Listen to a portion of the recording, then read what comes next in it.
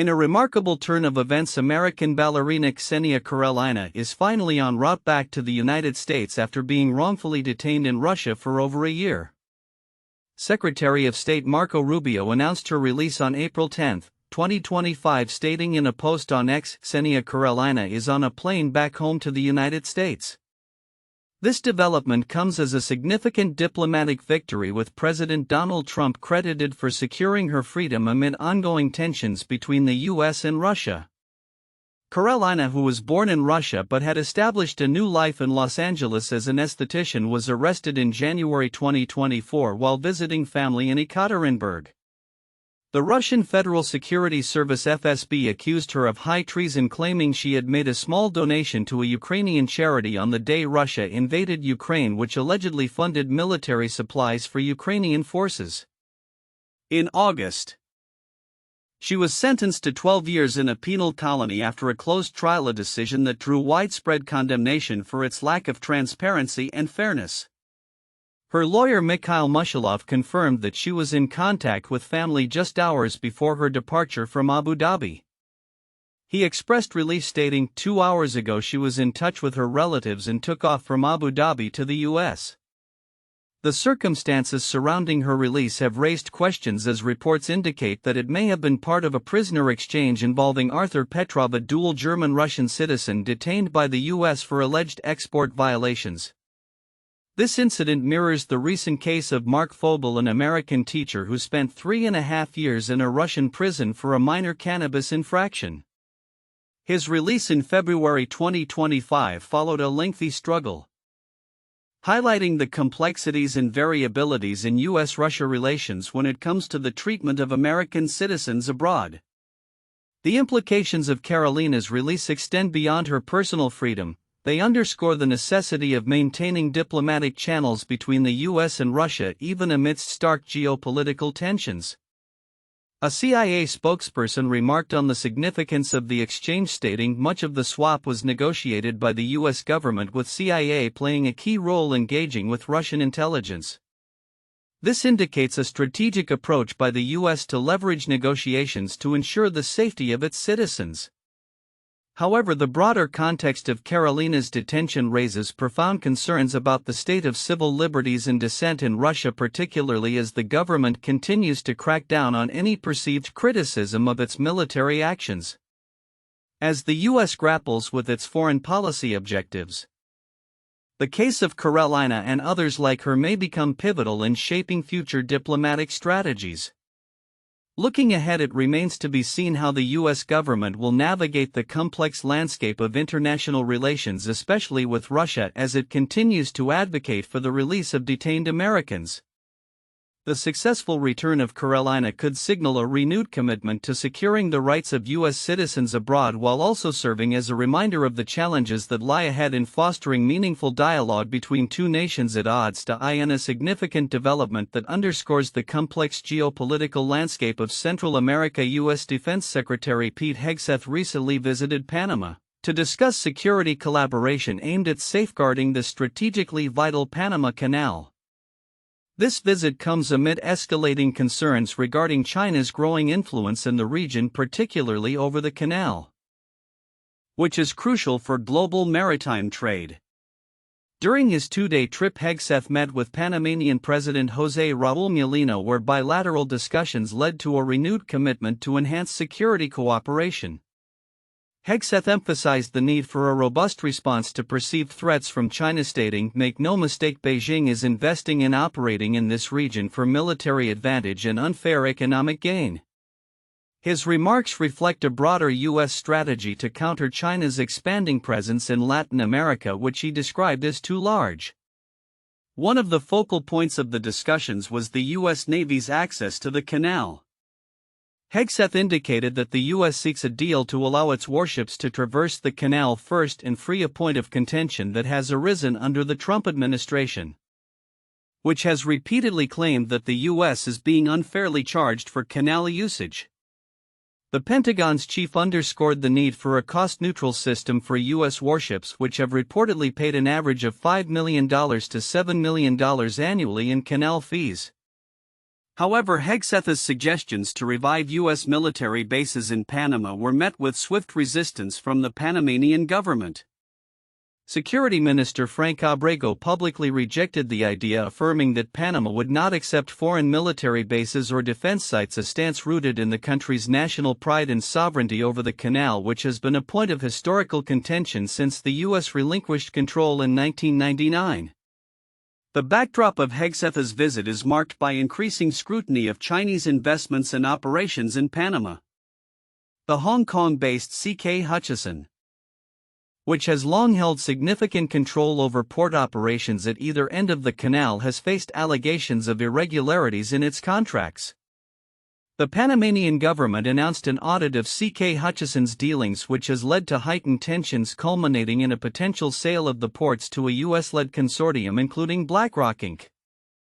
China, responding to U.S. criticisms, accused Washington of attempting to manipulate Panama's foreign relations, asserting that the choice of business partners is Panama's sovereign decision. The Chinese embassy in Panama issued a statement condemning Hegseth's remarks as bullying, further complicating the already fraught diplomatic relations between the two powers, as the U.S. seeks to reassert its influence in the region. The implications of Hegseth's visit extend beyond bilateral agreements. They signal a renewed commitment to countering China's strategic ambitions in Latin America while addressing local concerns about sovereignty and foreign military presence. With China's investments in critical infrastructure and military presence in the Western Hemisphere on the rise, the stakes are high for both the U.S. and Panama. Looking ahead, the unfolding dynamics surrounding the Panama Canal will likely play a crucial role in shaping U.S.-Latin American relations, particularly as both nations navigate the implications of China's ever-expanding footprint in the region.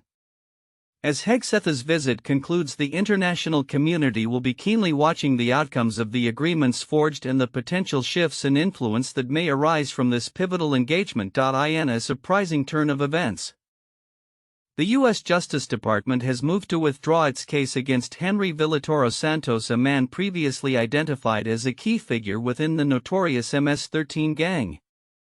This decision comes less than 2 weeks after Attorney General Pam Bondi publicly labeled him the East Coast leader of the gang during a press conference, raising questions about the government's approach to handling violent gang members and the implications for U.S. immigration policy. On March 27, Bondi announced Villatoro Santos's arrest in Manassas, Virginia, claiming he was responsible for a range of violent crimes associated with MS-13. He was the leader over all of the violent crimes, she stated, emphatically framing the arrest as a significant victory in the fight against gang violence. However, in a court filing made on April 9, the Justice Department requested that the judge dismiss the charges of unlawful possession of a firearm without prejudice, effectively indicating a shift in strategy. Sources close to the situation have indicated that the government's decision to drop the case is primarily aimed at expediting Villatoro Santos's deportation. As a terrorist, he will now face the removal process, Bondi said, reinforcing the administration's stance on deporting individuals linked to violent crime. This approach, however, has sparked criticism and concern regarding due process. Defense attorneys argue that moving to dismiss the charges could lead to Villatoro Santos being deported to El Salvador, where he may face severe conditions without the opportunity to contest his removal. Legal experts have expressed skepticism about this strategy, particularly given the historical precedent of prosecuting gang leaders before deportation. Scott Frederickson, a former federal prosecutor, pointed out that traditionally, individuals accused of such significant crimes are first prosecuted to ensure they cannot re-enter the country. The current maneuver raises alarms about the potential for abuse of power in the context of immigration enforcement. In an unusual request, Villatoro Santos's defense team has urged the court to delay the dismissal of his case. They argue that the Justice Department's rapid pivot is a calculated move to sidestep the judicial process and deny their client the chance to defend himself. The attorneys highlighted concerns that Villatoro Santos could be sent to one of El Salvador's notoriously harsh prisons without due process, echoing fears surrounding previous deportations of Venezuelan gang members that have sparked legal challenges. The political landscape surrounding this case is fraught with tension as it intertwines with broader discussions on immigration policy and the treatment of alleged gang members. The Trump administration's recent actions, including the deportation of hundreds of alleged Venezuelan gang members under the Alien Enemies Act, have ignited debates about the legality and ethics of such measures. Critics argue that these actions represent a dangerous precedent that undermines the rights of individuals facing removal. As the situation unfolds, it remains to be seen how the Justice Department will navigate the complexities of this case, especially given the implications for future deportations and the legal rights of those involved, with Villatoro Santos's fate hanging in the balance. The case serves as a critical juncture in the ongoing struggle between law enforcement priorities and the preservation of due process in the U.S. immigration system. The coming weeks will likely reveal whether the administration will pursue a more conventional path of prosecution or continue to prioritize expedited deportation as a means to address gang violence. In the ever-shifting landscape of U.S. economic policy, the tenure of Treasury Secretary Scott Bessent has become a focal point of both scrutiny and concern. Nominated last fall by President Donald Trump, Bessent, a hedge fund billionaire with a rich background in global finance, was initially viewed as a potential stabilizing force within an administration characterized by volatility. With 4 decades in the industry, including significant roles at Soros Fund Management and his own Key Square Capital Management, many hoped he would bring a level of professionalism to the Treasury Department. However, as recent events have unfolded, Bessent's performance has sparked widespread criticism, raising questions about his ability to navigate the nation's economic challenges. Recent commentary from observers has painted a grim picture of Bessent's impact. His missteps have not only failed to reassure markets but have also contributed to growing instability, echoing the darker days of economic uncertainty associated with the presidency of Herbert Hoover. In a striking interview, Bessent claimed that Trump's tariffs on China would not harm American consumers, asserting that China will pay for the tariffs because their business model is exporting their way out of this inflation. This prediction has since been contradicted by reality as China retaliated with significant tariffs on U.S. goods, escalating tensions further. As the trade war intensified, Bessent's responses became increasingly at odds with the realities faced by everyday Americans. Following a sharp market downturn that wiped out trillions in investor assets, he downplayed the concerns of retirees whose 401k accounts had suffered devastating losses. Americans who have put away for years in their savings don't look at the day-to-day fluctuations of what's happening, he stated, a claim that many found patronizing and disconnected from the experiences of millions. In the face of mounting criticism, Bessent attempted to recalibrate his messaging, acknowledging that the administration's approach needed adjustment. Reports surfaced suggesting he advised Trump on the necessity of aligning tariff communications with the realities faced by American families, advocating for a focus on securing better trade deals rather than continuing the bombastic rhetoric that had characterized previous announcements. Despite these efforts, confusion reigned in both Washington and Wall Street, exacerbated by conflicting narratives from various members of the administration. As Bessent urged a more tempered approach, other economic advisors maintained hardline stances, complicating the situation further. This discord has created a perception of chaos that resonates with the public, many of whom are grappling with the tangible effects of the administration's policies. In a recent CNBC interview, Bessent described China's retaliatory tariffs as a big mistake, framing the U.S. as holding the upper hand in the ongoing trade war. "What do we lose by the Chinese raising tariffs on us? We export 1/5 to them of what they export to us," he asserted.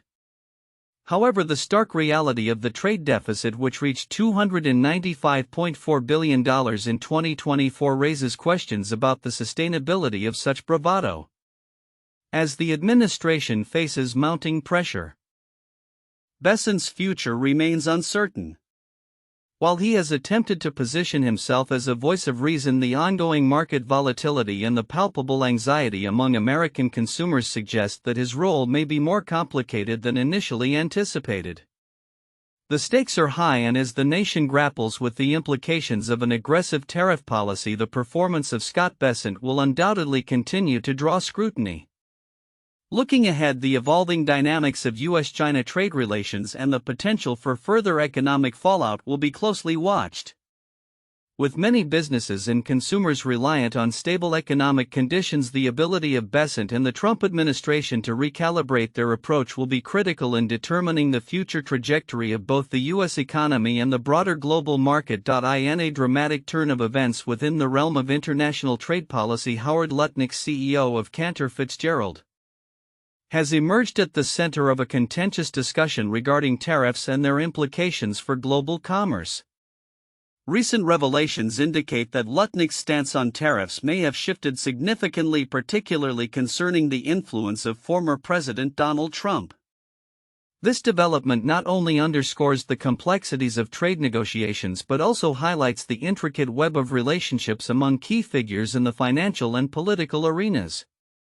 On April 10, 2025, news broke that Lutnick had publicly acknowledged Trump's unexpected pivot on global tariffs, a move that surprised many industry insiders. According to sources close to the situation, Trump initially positioned himself as a steadfast advocate for protective tariffs aimed at revitalizing American manufacturing. However, as pressures mounted from various business sectors, including those represented by Lutnick, he appeared to reassess his strategy. The reality is that tariffs can harm more than they help when it comes to international relations and economic stability, Lutnick remarked during a recent interview. His comments reflect a growing sentiment among business leaders who are increasingly concerned about the broader impacts of trade barriers on global supply chains. In a parallel development, Scott Bessent, a prominent figure in the finance world, is reportedly reaping the benefits of Lutnick's tariff-related losses. Bessent has actively positioned himself as a proponent of trade liberalization, contrasting sharply with the isolationist tendencies that marked much of Trump's earlier policy. By advocating for a more open trading environment, Bessent has gained traction among businesses eager to navigate the uncertainties created by tariff fluctuations. While one person's loss can often be another's gain, it is critical for us to find a common ground that fosters growth without sacrificing the integrity of our market, Bessent stated in a recent conference. The shifting dynamics around tariffs have significant implications for both the U.S. economy and its trading partners. Experts suggest that the back-and-forth on trade policies can lead to instability in markets, affecting everything from stock prices to consumer confidence. The transition from a hardline tariff approach to a more conciliatory stance could signal a new chapter in U.S. trade policy, one that prioritizes collaboration over confrontation. Analysts note that such a shift could alleviate tensions with key trading partners, potentially leading to more favorable trade agreements. As Lutnick's role evolves in this ongoing saga, his influence on trade policy will be closely monitored. His ability to bridge the gap between divergent political ideologies and business interests may prove essential in shaping future trade negotiations. The collaboration between Bessent and Lutnick, juxtaposed with Trump's fluctuating stance, paints a complex picture of the current trade landscape, one that is ripe for further developments. Looking ahead, the outcomes of these shifting relationships and policies will be crucial for international trade. As the U.S. navigates its role in a globalized economy, the interplay between protectionism and trade liberalization will likely define the next chapter of its economic strategy. Stakeholders across industries will be watching closely as this narrative unfolds, eager to see how these influential figures will shape not only American trade policy but also the broader economic landscape in the years to come.